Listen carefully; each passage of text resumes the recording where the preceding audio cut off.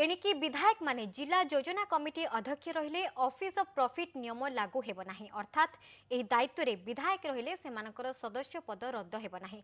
Odisha officers of profit आईन 1961 संशोधन प्रस्ताव को कैबिनेट मंजूरी देबा सह एक अध्यादेश आनिबाको निष्पत्ति होइछि। सेबडे कैबिनेट रो एही निष्पत्ति को राजनैतिक थैथान बोली कहिसंती विरोधी।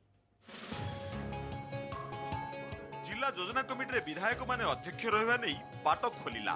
तासह पश्चिम ओडिशा विकास परिषद राज्य योजना बोर्ड रे कोनोसी विधायक अध्यक्ष उपाध्यक्ष और सदस्य रहिले मध्य ऑफिसर्स ऑफ प्रॉफिट नियम लागू हेबो नाही। तांको सदस्यता मध्य रद्द हेबो नाही। जेउ माने अध्यक्ष हेबे से माने विधायक भाबे जेउ सुविधा सुयोग पाउथिले से सब पाइबे। ता सहित अध्यक्ष भाबे मध्य जहा सुविधा पाइबा कथा ता पाइबे। ए नै सरकार खूब शीघ्र एक ऑर्डिनेंस जारी करिवे। तार उद्देश्य यह जे जदि कोनोसी ऑनरेबल एमएलए को एई कमिटी गुडिकर चेयरमैन किंबा वाइस चेयरमैन अपॉइंट करा जिवो ताहले it will not attract the provisions of the office of profit act disqualification act. This is the basic purpose of introducing this amendment. पूर्वरु केवल मंत्री माने जिला योजना कमिटी अध्यक्ष रहुतले। तेबे गत डिसेंबर रे मंत्री किंबा विधायक जिला योजना कमिटी अध्यक्ष रहि परिबा नै संशोधित आईन विधानसभा रे पास होइतला। एही अध्यादेश कार्यकारी हेबा परे आ कोनोसी प्रतिबंधक रहिबनी।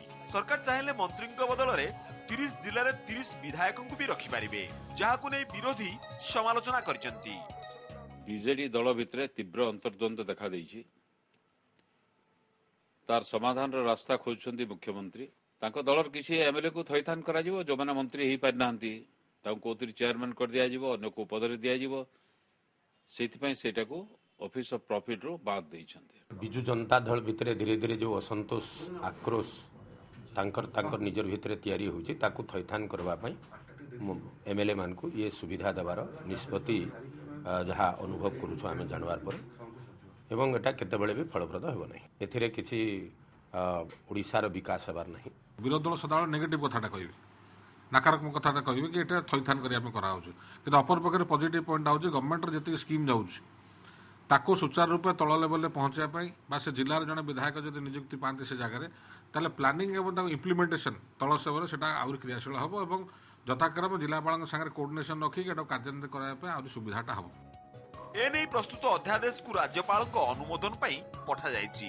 बलांगीर मनोरंजन जोशी भुवनेश्वर कैमरा पर्सन संतोष ज्योति हबीर सामल और हरिहर चांद रिपोर्ट ओटीवी।